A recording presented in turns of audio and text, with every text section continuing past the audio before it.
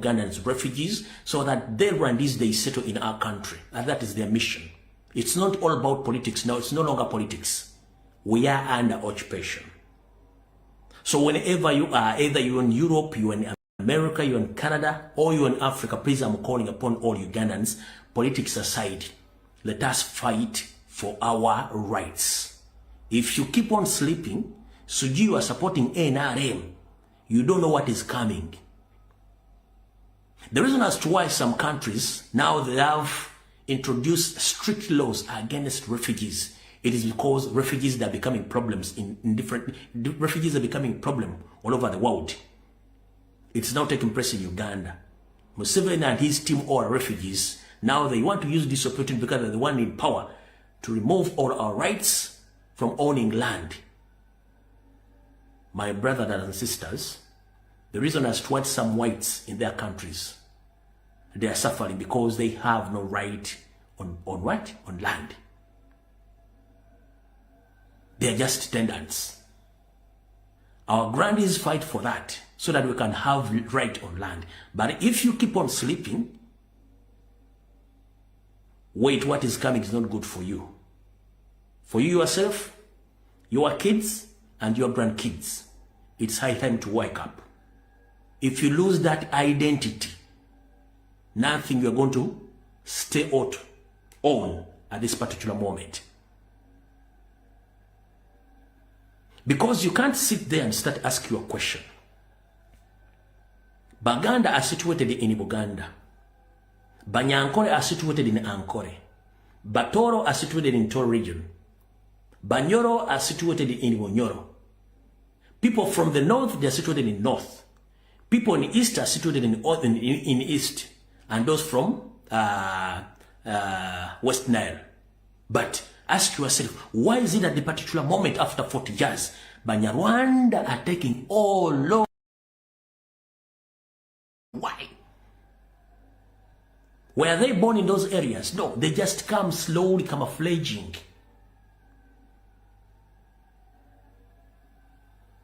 Because they have money right now. They have power. They have guns. You have nothing.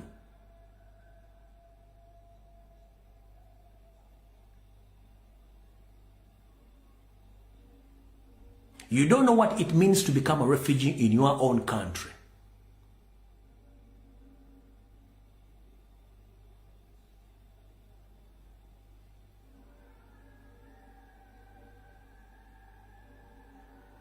Use this time, use this chance to fight for your right.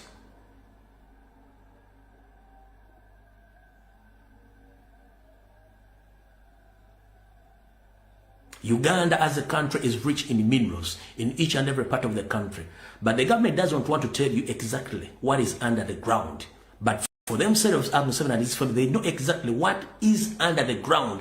That's why they have settled in each and every part of the country, because they know exactly that the land which they have occupied right now is full of minerals underground. But for you, you don't know. You keep on sleeping, eating, dancing, but you don't know what is coming. Please, whenever you are, please wake up before it's too late.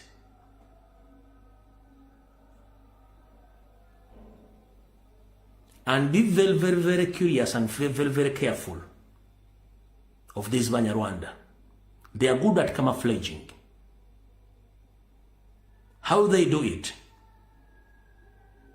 You had me several times informing the public about the so-called Baganda Mania. Those Rwandese who nickname themselves the Baganda Mania or the Chiganda Mania. When you come out to ask them about their history, they can't even tell you how and where they were situated in Uganda. So there's something they are doing in different parts of the country. In northern Uganda, it is evidently that there are some Rwandese people who have already camouflaged to be that they are coming from northern Uganda. That is a big lie. The same in West Nile, the same in the eastern side of the country. It is too much in Uganda. If it comes to West, now I think it's almost 70%. The indigenous have been wiped up.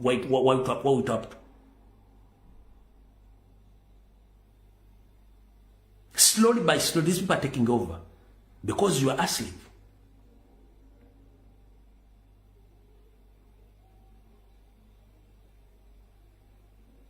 Remember, they have educated their children and their grandchildren.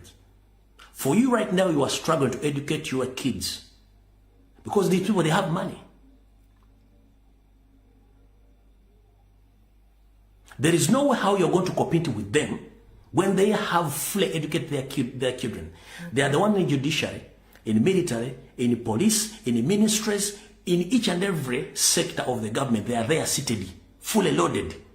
But for you might think that you're working with someone, who is indigenous, but unfortunately they're just using our names. And they are good at camouflaging, speaking our languages. You might someone speaking the good Acholi language, but it's not an Acholi. You find someone speaking a very good Lugisu language, but it's not a Mugisu. Someone is speaking a good Rukonjo, it's not a Mukonjo. Someone is speaking a good Runyankore, it's not a Mukonjo. Someone is speaking a good Rutoro, but it's not a Mutoro. If it comes here in the center, people, they speak Uganda as if they are Baganda, but these people are not Baganda. They are just camouflaging because they have been taught about all the history of Uganda. And what they are doing now, they have experience in that, of hiding. They hide their identity. They put on the different identity or the similar identity like yours. When you go deep and deep into them, you ask them about their history. They can't even explain who are they. They can't explain who are they because they know their missions. They work in groups. They are big in numbers. They have money. They are loaded. They have power. What do you have?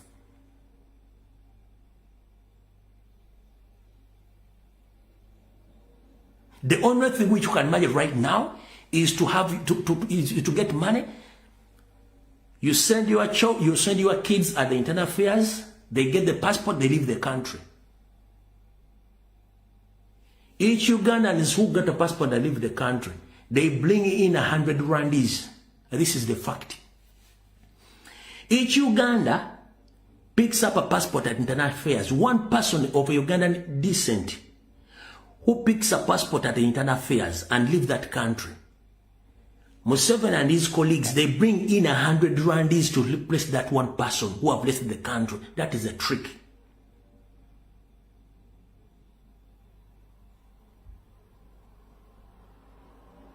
They even get loans, free money from the government to start their own business in each and every part of the country. Have you ever asked yourself why all money lenders across the country have the same tribe or the Banyarwanda? You mean other tribes, they don't have money or they can't do that business? Sit down, ask yourself why all money lenders are the same tribe or the Banyarwanda across the country? Because they have the mission. Which mission? You ask for money, he or she give you the money, you give him your land title or your land agreement, plus your national identification. When you fail to pay that money, he takes over your land. The end of the day, you are going to become a refugee. Someone gave you 1 million Ugandan shillings, he takes over almost 10 acres of land. 1 million Ugandan shillings. Someone takes almost 1 acre to 10 acres because of 1 million Ugandan shillings. If you come out to fight against the loan scheme, you end up in jail. If you are not arrested, you are going to be killed. So, my brothers and sisters, more especially the indigenous Ugandans, and by names of them, be afraid. This message goes to all Ugandans across the country, from west, east, and south. Wake up before it's too late. I know Museveni is having money right now, and is good at giving money to make people silent on the atrocities which are taking place in Uganda. But please stand for the sake of our nation. Previously, we used to know that people from northern Uganda, they are not corrupt. They speak the truth. But We don't know what happened to them. We used to know that Baganda are very strong people. Due to Museveni's system of compromising people, and even the thing which he didn't know, that so many Baganda are not Baganda.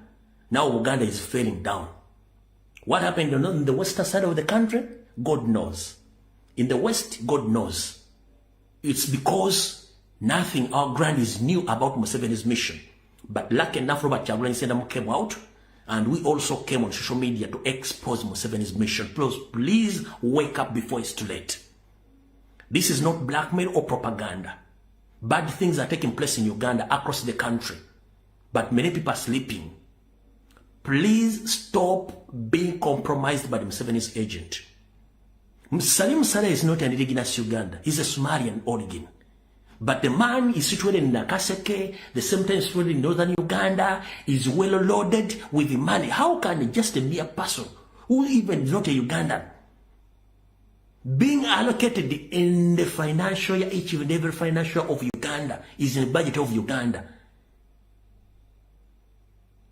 But nobody can come out to speak. Even those people who used to speak on behalf of Ugandans, all they were compromised, including the Robert Mau, the Odongoto, Ojara Mapenduzi, the Red Sosuri Ogwal, and others. All they went silent. I don't know what happened to people from northern Uganda. Here in Uganda, in Uganda, we have a lot of problems. Because we thought that these people all in Uganda are Uganda, but unfortunately these people are just using our names and our languages. But they're the same people with the Museveni. They are dealing with Museveni day and night. And the reason as to why our brothers and sisters are suffering in different countries, in different parts of the world, because they left the country due to the fact that they are going to look for green pasture. Which green pasture? They fail to get that green pasture in their own country in Uganda. Due to tribalism, due to this discrimination, and other factors. Others left the country due to the political turbulences, which some of you can't even see that they are a big problem in Uganda. As we speak right now, there are so many political prisoners in different prisons in Uganda. If you ask the judicial system, if you ask the police, if you ask Museveni himself and his colleagues, what crimes did those political prisoners committed? Nothing. But due to the fact that they can come out and speak about the atrocities committed by Museveni, which affects Museveni directly and his colleagues, that's why he doesn't want anyone to come out to speak. They end up arresting, kidnapping, and killing innocent Ugandans. Why? Because he feared to be exposed. The only medicine to eliminate Museveni and his team, first and foremost, is to expose them. When you expose Munyaronda, he becomes more dangerous. You keep on exposing him, he just let it go and he vanish. But when you keep quiet, the Munyaronda is good at camouflaging. Uganda is rich in minerals. Ask yourself why the Wazungu nicknamed that Uganda is a part of Africa, because they know exactly what is underground in that part of Africa.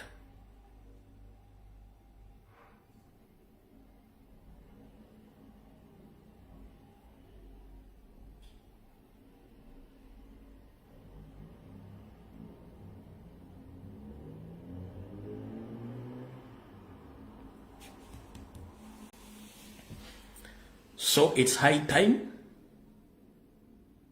we stand together to save our identity. If we keep on dividing ourselves due to tribal differences, which are not available at this point, because for me, I'm a Muganda by the tribe, but I have no problem with other tribes in Uganda. The person who had created those differences is Museveni. You know it clearly, you know the history. Museveni is good at blackmailing his opponents. We've lost so many strong people strong men and women in each and every sector in Uganda because those people opposed Museveni. Politically, socially, economically. They opposed Museveni. You know Museveni doesn't want someone who opposes him. Museveni doesn't want someone who opposes him politically, economically, socially. He doesn't want that. He's against those people.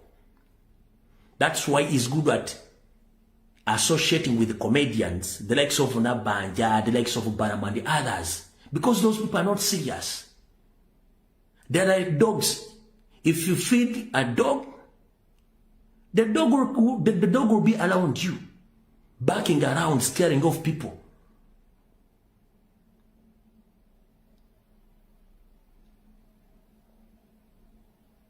So, that message goes that to all Ugandans wherever you are. Politics aside, we must save our identity. And our identity is that land. If we lose that identity, that means automatically we are going to become a refugee in our own country. And you don't know what it means to become a refugee. You will end up in concentrated camps. And you know what it means to be in a concentrated camps. That means one by one, you are going to be eliminated. Slowly by slowly, process by process. In just near future, almost,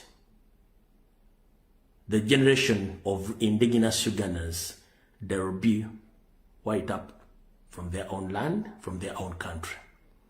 So it's high time you wake up. If not so, no problem. Kale, n'ensonga eyo, njagadde obategeeza bannayuganda. Ka programu kano kabagambye kubategeeza nti mufiirwa obuvo bwammwe n'ekibafuula mmwe. Ekikufuula munnayuganda ng'oggyeko endagamuntu ne passport gy'okwata. Ekikufuula munnayuganda ly'ettaka bwe buvo obwo era y'ensibukoyo. Wabula baagala bo kujjako ate ofuuka omunoonyi w'obuddamu nga bo bwe baava ewaabwe kubanga bajja bagoba luuma.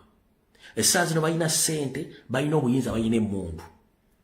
Baatwetobekamu betuyita Abaganda mannya ng'oli alina erinnya nti simanyi ala ne kasujja ng'ennyindo emulinga nga firimbi z'Abayudaaya. Is not Muganda. Naye nga tasobola kulaga kitewadde nnyina, abo bangi nnyo. Ng'ekigendwa kyabwe kyakubabonyaabonya mmwe. Bazadde abaana bangi nnyo, mwe temubamanyi. Babatadde buli wamu, ssente bazirina. Muganya okutegeera ensonga eno. Naye buno obukyabuziba bwenkanya omwana ne kitaawe oba omwana ne nnyina. Bwe munaagaana okusituka, mujja tandika okulya vidiyo zino nga temuzitegeera. Olwaliro vidiyo eno ekitundu kyanyu kikoze mu Lunyaanyimbe, kino kisobozesa abantu abagaa tebamanyi Luganda okubonnyonnyola mu Luzungu lwentegeerako olutono lwe mbagambye. Kubanga nze omusomesa yansomesa yaŋŋamba, weewalanga nnyo okwefuula kafumu mu lulimi olutali luzaaliranwa lwo, weefuule kafumu mu lulimi olulwo, kubanga kye kikufuula ggwe kennyini. Leka kweyazika nnimi enneeyazika ekikufuule nti otegeera okusinga bannyinizo, tosobola kusinga Muzungu kutegeera Luzungu. Ate naye era olaba naye alulema wamu ebibuuzo abigwa, kati ate ggwe. Era yaŋŋamba omusomesa nti muneeka nkubuulire nti ye abantu boolaba beefuula abagezi bakweka obusiru bwabwe babukwekera mu kusoma. Nga mbagambye ekyomusajja oba bayita Yusufu Nsibambi asomesa ab'amateeka emakerere naye ng'ate bw'atuuka mu kwogera okukozesa omutwe mukalu nkola nkadde. Lwaki nkola nkadde? Bw'obanga omanyi amateeka ne kye bayita allegation oba blackmail oba propaganda, kizibu nnyo mateeka tekikirizibwa ng'ate g'osomesa. Gwe n'ojjako TV n'omutwe g'enkola enkadde n'otandika okwogera ebigambo eby'ekiya ebiwaayiriza. Tunaategeera tutya nti gwe obadde weekwese mu kusoma naye ng'omutwe mukalu?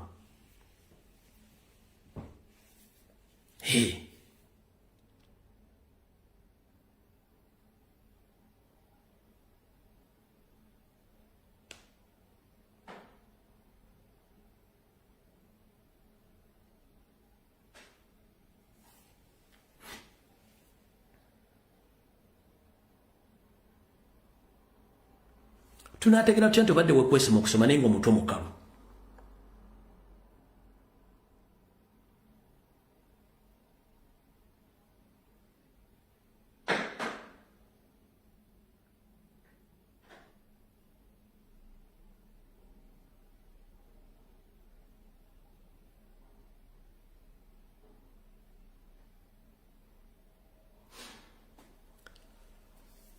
Sagala bamalira Budde video eyolwaliro njogera gifundikira ngamba tegeeza buli omu wooli tera ofungize nyongera okujjukiza n'okufundikira nga ndi Munnayuganda teweeteeka nnyo ku bannabyabufuzi balina omuwendo gwabwe ogusobola obbagulwa yensonga lwaki Museveni akimanyi bano obawa ssente bagenda kwogera Olufalansa tebagenda kwogera Luzungu wadde Oluganda ekyo Museveni yakiyiteeka mu bwongo nti bannabyabufuzi bonna balina omuwendo bw'omuwa ssente abadde agenda okwogera Oluzungu ayogera Olufalansa abadde alina okwogera Olufalansa ayogera Ludija ekyo kyakimanyi ensonga lwaki abawa ssente okitegedde bulungi nnyo ate tukyalina ekizibu kye mbadde temanyi ka nkikunnyonnyole gwe gw'olabanga eyamalayo ategera ate ye mu luvu nnyo okusinga gwe atalina aba nkikunnyonnyole gw'olabanga munnabyabufuzi alina ssente ate mu luvu nnyo n'okusinga gwe atalina gw'olowooza nga ategera ate musulu nnyo n'okusinga gwe yerowooza nti otegeera muganda wange yawula ebintu ebyo lw'olisinkana munnabyabufuzi mbiboozibozi ebitagattojjaga naye bano basajja bategeera naye ng'ogobadooza tebategeera ate n'entegeera esinga ne ku entegeera gye balina nfu nnyo n'okusinga ku yo gw'otegeera nnyo ekyankwanza kibeera kugabana ssente za ggwanga nakonya bagenda kubba batya n'okukuuma obuyinza kye kyokka so si kutegekera gwe Munnayuganda so si kutegekera gwane Munnayuganda lw'oli kimanya nti bannabyabufuzi basaana kuwa buto bonna ne bafa ojja kutegeera nti weetaaga okununa eggwanga eryo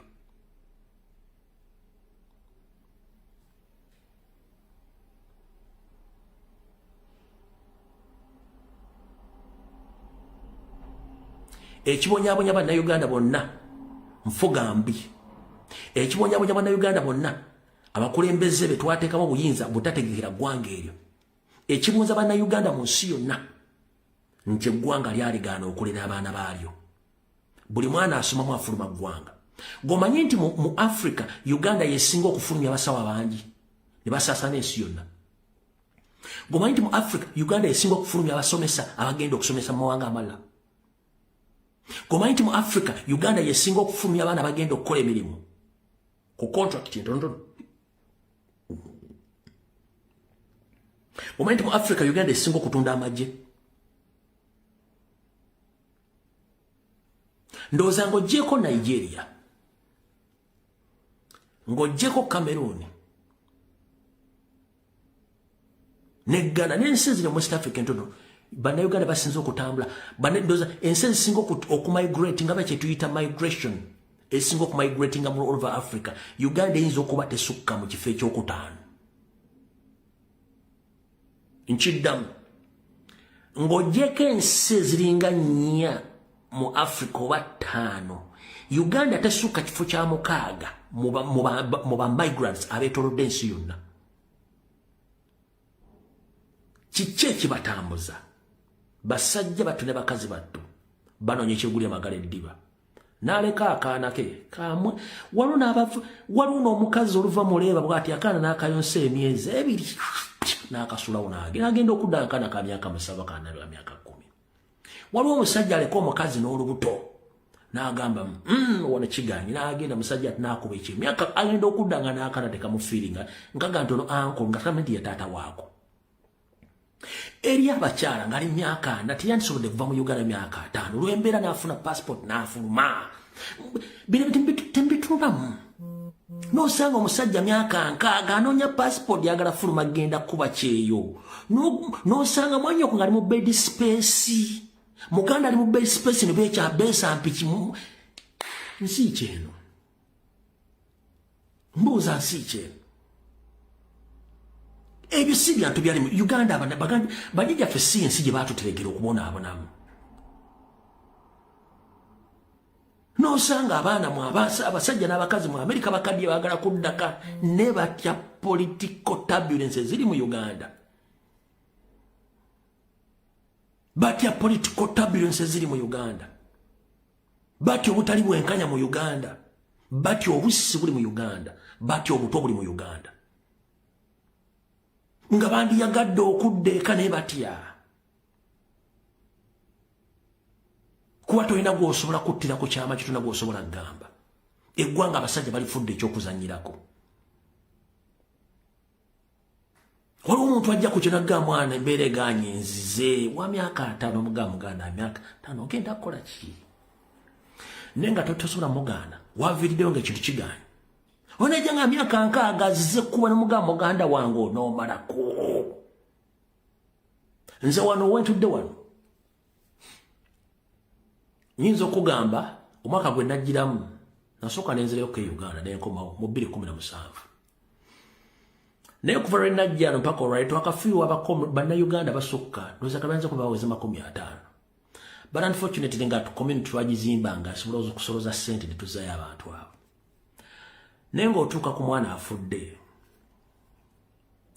n'ogamba kale yandifudde ng'alina abantu be nga ne byakoledde tabirabyeko abala bafanga ne sente zaabwe ziri ku akawunti abala bafanga properties abali e Kampala bagenda zeeyagaliramu nga nefa gye bafuddemu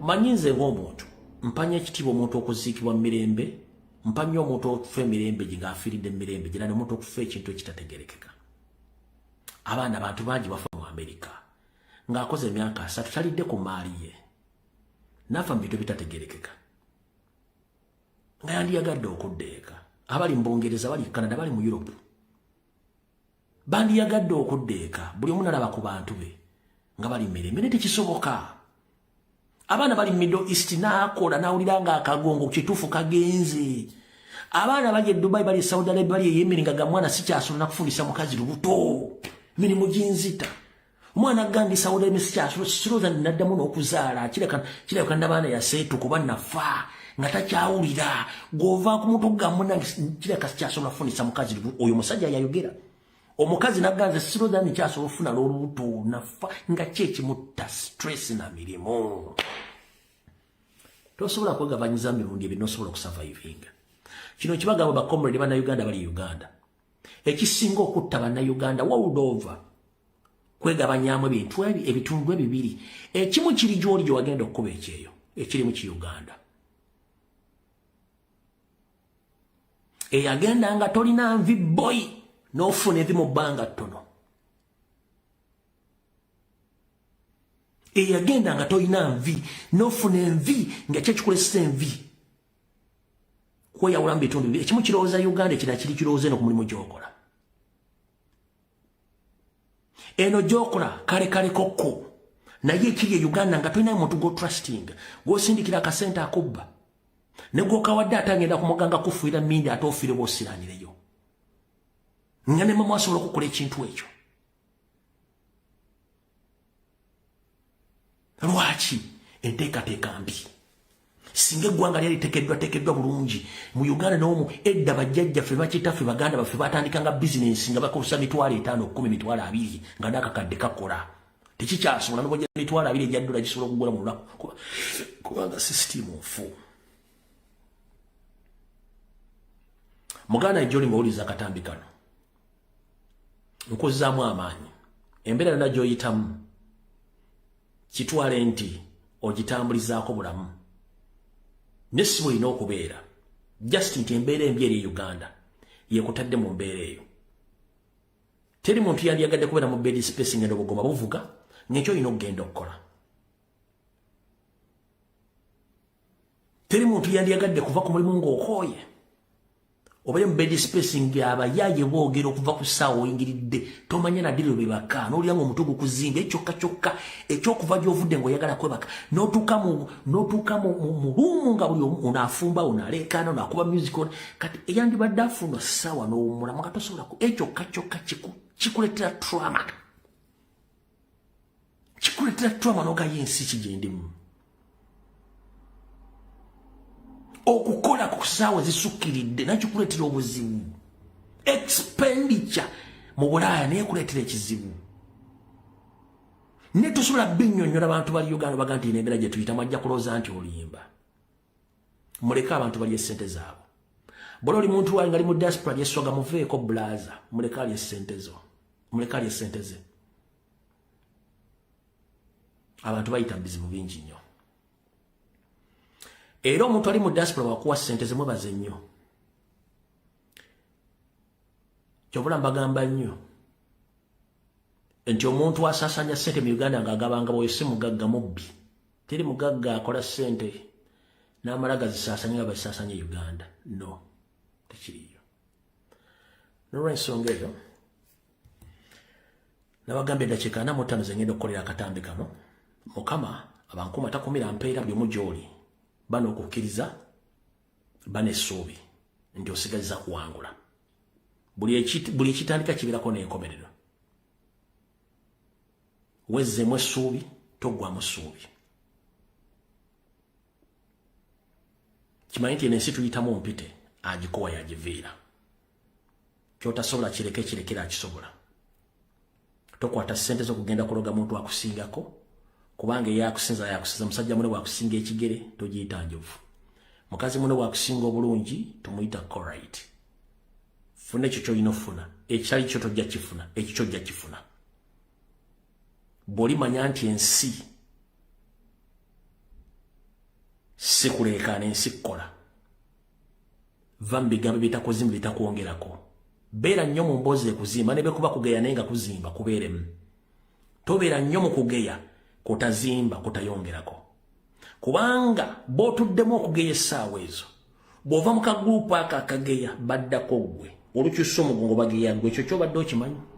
Nkiddamu, beera nnyo mu mboozi ezizimba, ne bwe ziba nga zaakugeya nga bageya naye ng'emboozi zizimba. Ofunemu bizimba. Buli mbeera abantu abasukka mu basatu nga muli mu kugeya. Lw'obakuba omugongo gwonna obadde omugeya nga naye bakugeya. Olumala bakuba enkoona nga bakola ki bakugeya. Kyovula nti Abaganda bagamba nti abatakankenge gw'olya naye yakutta. Ebisigadde bweyagala biwulira oba toyagala biwulira, yiga embeera z'abantu. Toyombera wotalina kuyombera, mpulidde bulungi, toyombera wotalina kuyombera. Obwetowaze kintu kikulu nnyo, tolwana wotalina kulwanira. Abali mu diaspora mwenna nyongero bajjukiza.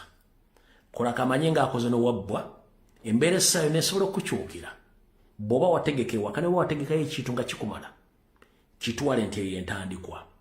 Omusajja talira ssente ku nsi bbiri. Kola ssente, kola ng'omuddu ng'oli mu Bulaaya, ekoddeyo obeere nga kiboosire ng'ensi ekuyitaba. Obulamu bwo bufunze buteeke bulina okuba. Jjukira buli ky'okozesa kyonna okikozesaako mu kaseera kituuka ekiseera ne kivaawo ne kigenda. Tolina ky'osigaza lubeerera. Buli kintu kikozesaako kabanjo katunaako ne kigenda. N'obulamu bw'atyo Mukama yabutubwazika. Butubukozesa akaseera katono, akaseera bakatuuka n'abutujjako ne tugenda gye tutamanyi. Singa twali tudda twandiba tunyumiza abantu ekiriyo. Naye ekyo Mukama yakyesigaliza nti buli muntu alina omukka ogussa. Tayimu etuuka Mukama n'agukukulamu n'ogenda n'otadda. Saagala mu bulamu weeraliikirire kufa. Nkiddamu, teweeraliikiriranga kufa. Kubanga teri yali afudde nadda nakubulya kiriyo. Tuyinza okuba tuli ku nsi kuno tuleebuuka, naye ng'ate ffe gye tutya okugenda weewali emirembe. Nkiddamu, teweeraliikiriranga kufa. Kubanga ne mu kuzaalibwa teweeraliikirirako. So kyonna ekiba kizze mu budde obwo, webazanga babaza Mukama obulamu bwakuwadde mu kaseera k'obaddeko. Olwa Katonda n'ensi ye, Mukama bankubire mwenna abo kye musinga okwagala. Mweraba.